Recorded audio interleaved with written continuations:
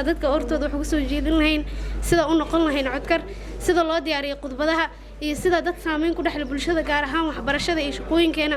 tababarkan waxaan ku soo qaadanay casharo ku saabsan horumarka bulshada iyo cilmi baarista iyo casharo kale oo aad muhiim u ah halkaan aan ku soo koobi karin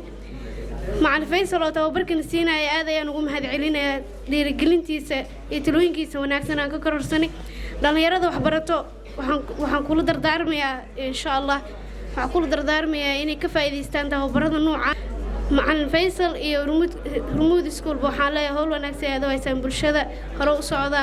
intaas ka badan waa idin rajaynayaa man rabo inaan khudbad ku dheeraado halkaas ayaan ku soo gabagabaynayaa assalaamu calaykum waraxmatullaahi wabarakaatuh